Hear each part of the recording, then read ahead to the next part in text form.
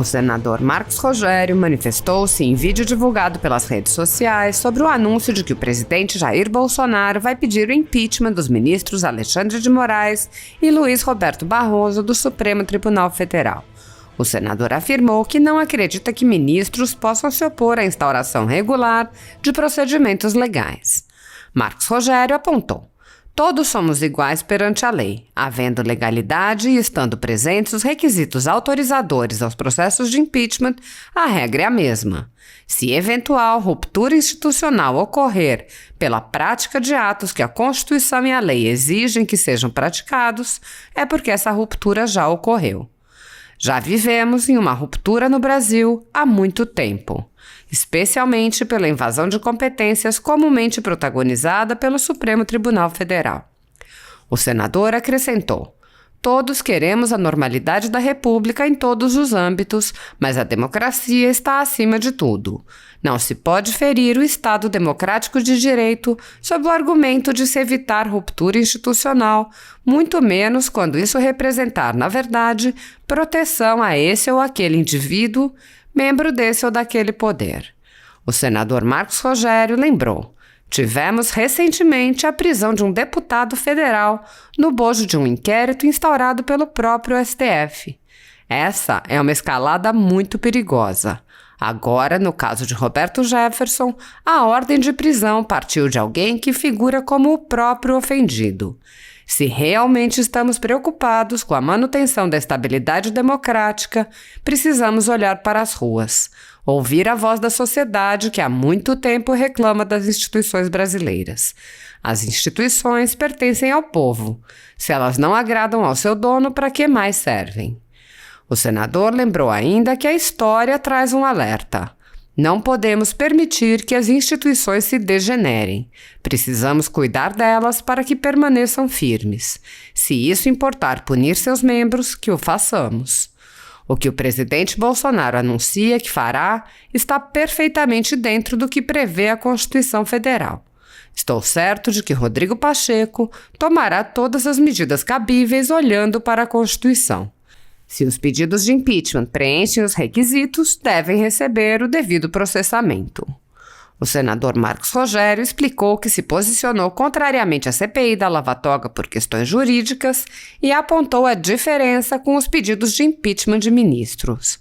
Marcos Rogério disse: quanto ao processamento por impeachment de ministros do Supremo, já me pronunciei como favorável diversas vezes. Esse é o caminho previsto pela Constituição Federal. Sou plenamente favorável. Assim está. Sobre o anúncio feito pelo presidente Bolsonaro de pedir ao Senado a abertura de processo contra ministros do Supremo, quero dizer o seguinte: não acredito que haja da parte de qualquer autoridade, muito menos dos ministros do Supremo Tribunal Federal, oposição à instauração regular de qualquer procedimento investigativo ou processante contra quem quer que seja. Todos somos iguais perante a lei. Havendo legalidade, estando presentes os requisitos autorizadores aos processos de impeachment, a regra é a mesma. Se eventual ruptura institucional ocorrer pela prática de atos que a Constituição e as leis exigem que sejam praticados, é porque essa ruptura já aconteceu. Já vivemos uma ruptura no Brasil há muito tempo, especialmente pela invasão de competências comumente protagonizada pelo Supremo Tribunal Federal. Todos queremos a normalidade da República em todos os âmbitos, mas a democracia está acima de tudo. Não se pode ferir o Estado democrático de direito sob o argumento de se estar evitando ruptura institucional, muito menos quando isso representar, na verdade, proteção a esse ou àquele indivíduo, membro desse ou daquele poder. Tivemos recentemente a prisão de um deputado federal no bojo de um inquérito instaurado pelo próprio Supremo Tribunal Federal.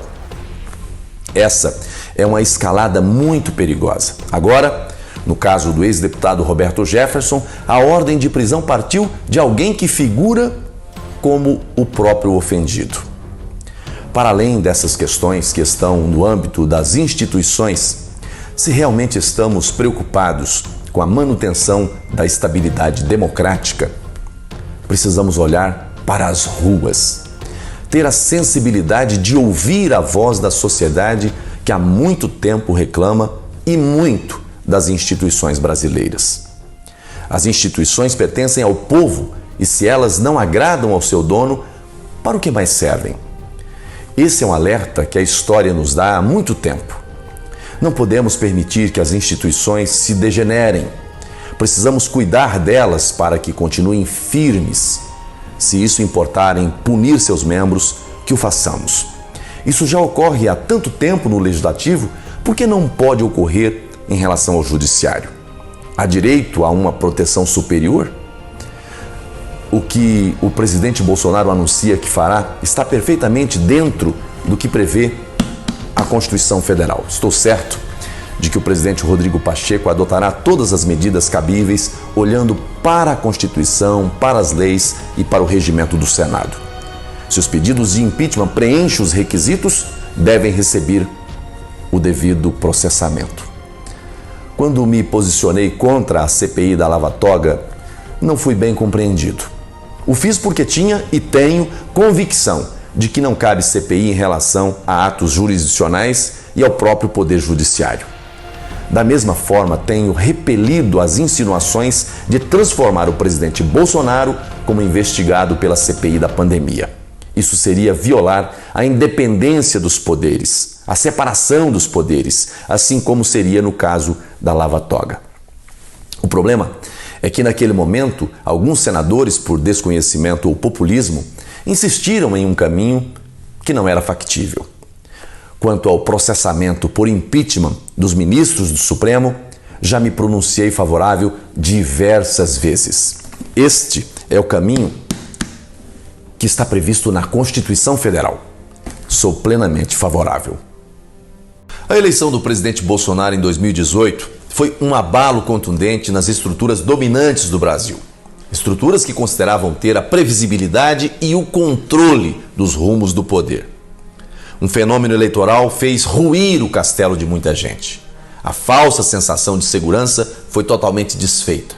O suposto domínio do curso da história nacional se mostrou inexistente. Pós-cinza, restaram dos principais alicerces dos sistemas que insistiam em dominar o país. As pesquisas eleitorais tiveram que se dobrar ao resultado real, à vontade popular manifestada nas urnas. A onda democrática que varreu o país calou qualquer pretensão de duvidar da decisão da nação brasileira. Apesar disso, o presidente eleito pelo povo brasileiro não agradou ao figurino desenhado pelas elites que têm assento nas estruturas de poder público e privado, que, como falei, consideravam ter o controle e a previsibilidade dos rumos do poder.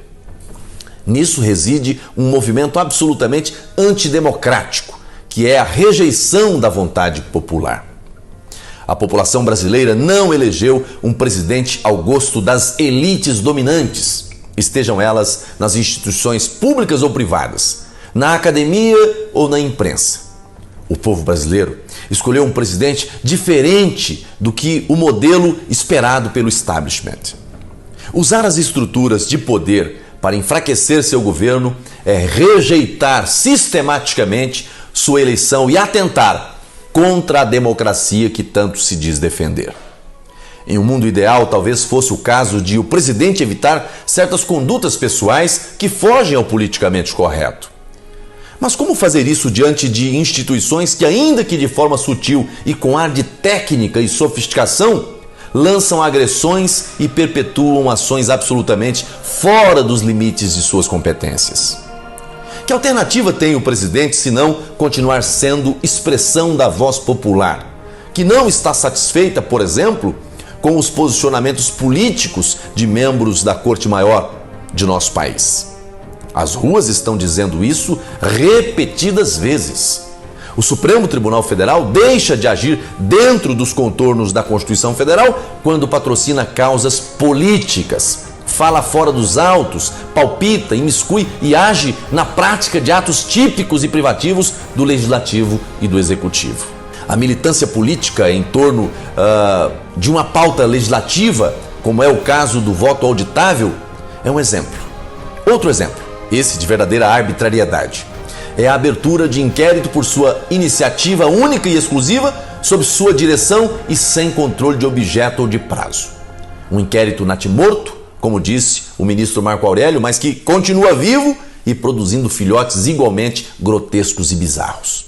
Agora, fala-se abertamente na inclusão de investigação nesse inquérito de supostos atos relacionados à subversão da ordem e incentivo à quebra da normalidade institucional e democrática. Nada mais aberto e impreciso. O STF somente pode apurar eventual infração à lei penal ocorrida na sede ou dependência do tribunal. E isso quando envolver autoridade ou pessoa sujeita à sua jurisdição. Nesse caso, a competência para investigar eventual quebra da normalidade institucional e democrática se daria por serem os ministros os pais da democracia? Todo ato supostamente criminoso deve ser investigado, mas respeitando-se o que determina a Constituição Federal, que fixa claramente a competência dos poderes e instituições da República.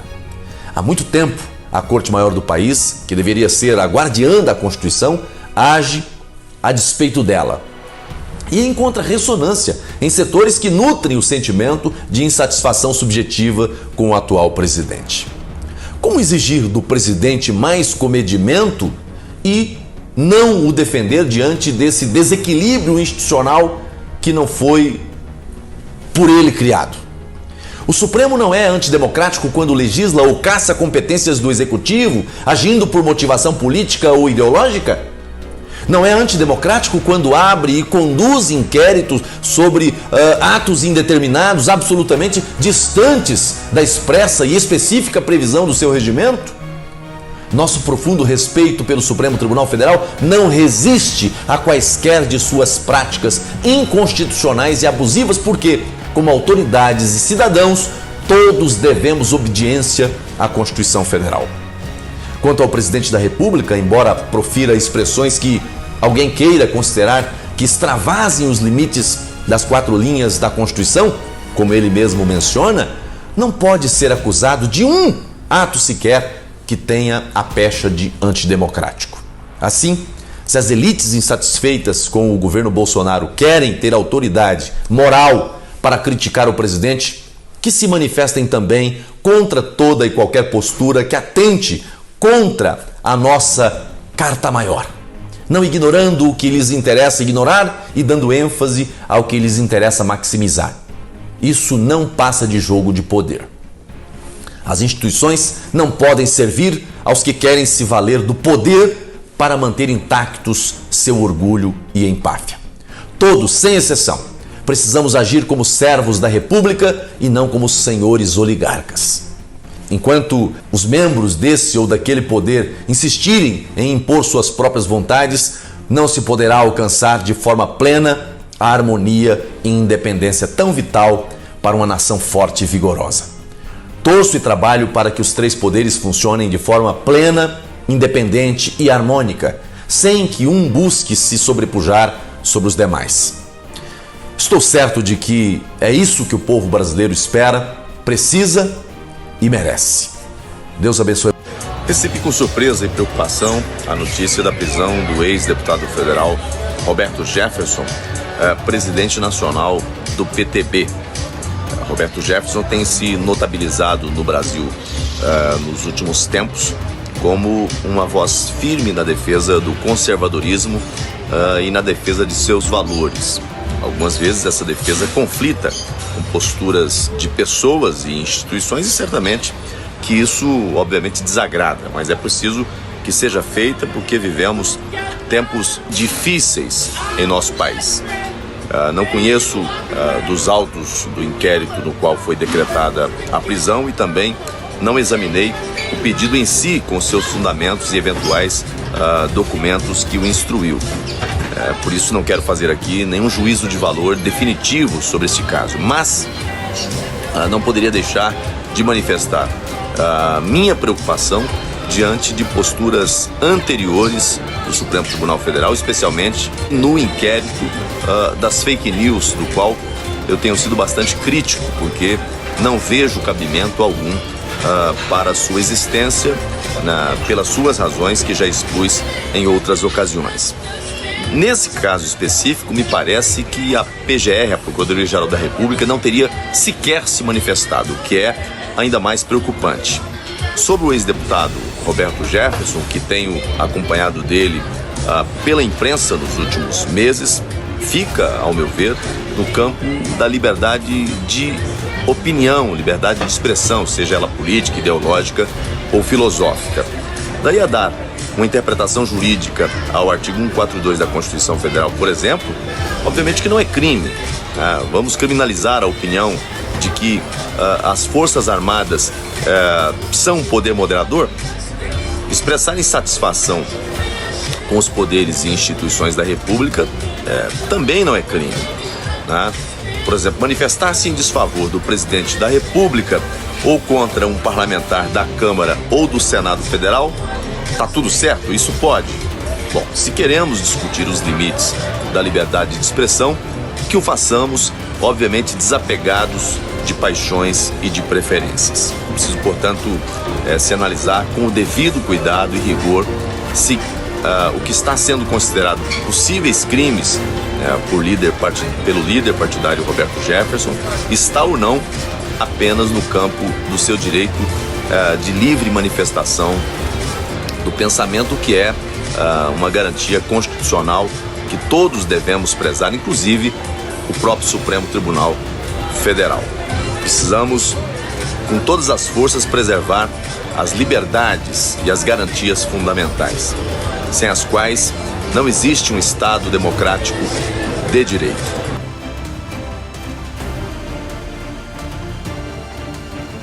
Agora há pouco, na coletiva dos senadores Renan Calheiros e Randolfo Rodrigues, eles falaram que vai ter uma cariação entre o ministro Onyx e o deputado Luiz Miranda. Como que o senhor vê essa cariação dessas duas pessoas tão importantes para o governo? Olha, essa é mais uma pedalada da CPI, né? Na falta de uma pauta de investigação efetiva, eles tentam criar momentos de espetacularização, de embate, que vai levar a quê? Qual o objeto dessa cariação? O deputado Onyx Lorenzoni, atualmente ministro, sequer foi ouvido na CPI. A cariação é um instrumento que pode ser usado no âmbito de uma CPI, mas depois de esgotadas as outras hipóteses investigativas. Ouviu-se o deputado Luiz Miranda, deveria-se ouvir o deputado ministro Onyx Lorenzoni. Isso não aconteceu. Querem promover essa cariação, não há porquê a base do governo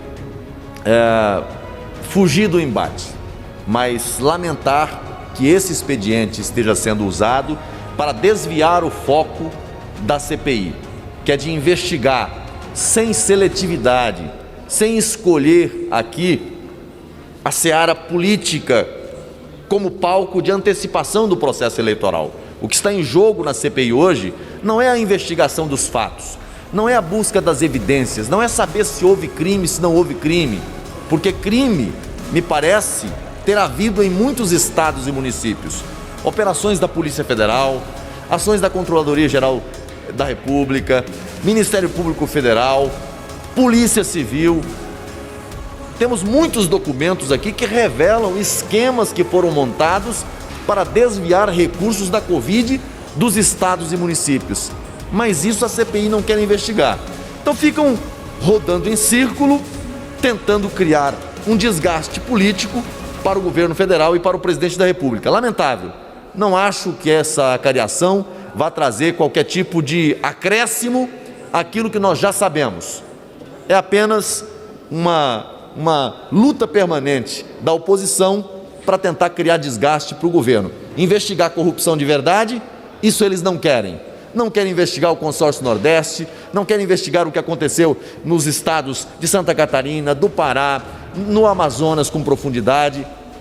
Lamentável. Espero que eles mudem de ideia e antes que a CPI termine, a gente possa aprofundar na investigação do que aconteceu nos estados e municípios. Senador, os senadores Renan Calheiros e Randolfo Rodrigues, eles fizeram algo inusitado para a CPI, votaram entre uma pergunta e outra essa cariação. Eles alegam que todos os dias chega documentação nova. Por que o senhor acredita que foi votado naquele momento essa cariação? É para você ver como são estabelecidos os procedimentos na CPI. Antes você tinha uma pauta que todos tinham conhecimento e a votação acontecia dentro dessa sistemática. Mesmo aqueles requerimentos que eram colocados extra pauta, eram colocados no início da sessão. Esse é o nível de improviso da CPI. Alguém acredita mesmo que essa situação de acariação dos dois tenha surgido algum elemento novo que justificasse fazer, no momento final dos trabalhos da CPI, de forma extemporânea, a aprovação desse requerimento? Absolutamente que não. Mas não foi a primeira vez que isso aconteceu. E talvez eles tenham colocado esse tema para votação naquele momento em razão justamente da falta de conteúdo na CPI, porque nós estamos aqui há 2-3 dias, nos 2-3 últimos depoimentos, sem nada consistente. Hoje, por exemplo, discutiram ali a criminalização do ato médico. A eleição do presidente Bolsonaro em 2018 foi um abalo contundente nas estruturas dominantes do Brasil. Estruturas que consideravam ter a previsibilidade e o controle dos rumos do poder. Um fenômeno eleitoral fez ruir o castelo de muita gente. A falsa sensação de segurança foi totalmente desfeita. O suposto domínio do curso da história nacional se mostrou inexistente. Pós-cinza, restaram dos principais alicerces dos sistemas que insistiam em dominar o país. As pesquisas eleitorais tiveram que se dobrar ao resultado real, a vontade popular manifestada nas urnas. A onda democrática que varreu o país calou qualquer pretensão de duvidar da decisão da nação brasileira. Apesar disso, o presidente eleito pelo povo brasileiro não agradou ao figurino desenhado pelas elites que têm assento nas estruturas de poder público e privado, que, como falei, consideravam ter o controle e a previsibilidade dos rumos do poder. Nisso reside um movimento absolutamente antidemocrático, que é a rejeição da vontade popular. A população brasileira não elegeu um presidente ao gosto das elites dominantes, estejam elas nas instituições públicas ou privadas, na academia ou na imprensa. O povo brasileiro escolheu um presidente diferente do que o modelo esperado pelo establishment. Usar as estruturas de poder para enfraquecer seu governo é rejeitar sistematicamente sua eleição e atentar contra a democracia que tanto se diz defender. Em um mundo ideal, talvez fosse o caso de o presidente evitar certas condutas pessoais que fogem ao politicamente correto.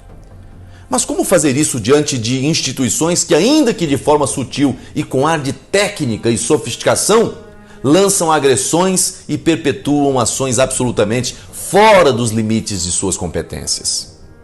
Que alternativa tem o presidente senão continuar sendo expressão da voz popular, que não está satisfeita, por exemplo, com os posicionamentos políticos de membros da Corte Maior de nosso país?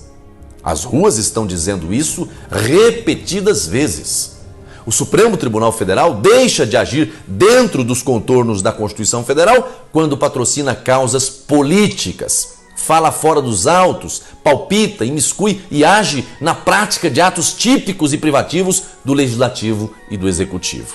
A militância política em torno de uma pauta legislativa, como é o caso do voto auditável, é um exemplo. Outro exemplo, esse de verdadeira arbitrariedade, é a abertura de inquérito por sua iniciativa única e exclusiva, sob sua direção e sem controle de objeto ou de prazo. Um inquérito natimorto, como disse o ministro Marco Aurélio, mas que continua vivo e produzindo filhotes igualmente grotescos e bizarros. Agora, fala-se abertamente na inclusão de investigação nesse inquérito de supostos atos relacionados à subversão da ordem e incentivo à quebra da normalidade institucional e democrática. Nada mais aberto e impreciso. O STF somente pode apurar eventual infração à lei penal ocorrida na sede ou dependência do tribunal. e isso quando envolver autoridade ou pessoa sujeita à sua jurisdição. Nesse caso, a competência para investigar eventual quebra da normalidade institucional e democrática se daria por serem os ministros os pais da democracia? Todo ato supostamente criminoso deve ser investigado, mas respeitando-se o que determina a Constituição Federal, que fixa claramente a competência dos poderes e instituições da República. Há muito tempo, a Corte Maior do país, que deveria ser a guardiã da Constituição, age a despeito dela e encontra ressonância em setores que nutrem o sentimento de insatisfação subjetiva com o atual presidente. Como exigir do presidente mais comedimento e não o defender diante desse desequilíbrio institucional que não foi por ele criado? O Supremo não é antidemocrático quando legisla ou caça competências do Executivo, agindo por motivação política ou ideológica? Não é antidemocrático quando abre e conduz inquéritos sobre atos indeterminados, absolutamente distantes da expressa e específica previsão do seu regimento? Nosso profundo respeito pelo Supremo Tribunal Federal não resiste a quaisquer de suas práticas inconstitucionais e abusivas, porque, como autoridades e cidadãos, todos devemos obediência à Constituição Federal. Quanto ao presidente da República, embora profira expressões que alguém queira considerar que extravasem os limites das 4 linhas da Constituição, como ele mesmo menciona, não pode ser acusado de um ato sequer que tenha a pecha de antidemocrático. Assim, se as elites insatisfeitas com o governo Bolsonaro querem ter autoridade moral para criticar o presidente, que se manifestem também contra toda e qualquer postura que atente contra a nossa Carta Maior, não ignorando o que lhes interessa ignorar e dando ênfase ao que lhes interessa maximizar. Isso não passa de jogo de poder. As instituições não podem servir aos que querem se valer do poder para manter intactos seu orgulho e empáfia. Todos, sem exceção, precisamos agir como servos da República e não como senhores oligarcas. Enquanto os membros desse ou daquele poder insistirem em impor suas próprias vontades, não se poderá alcançar de forma plena a harmonia e independência tão vital para uma nação forte e vigorosa.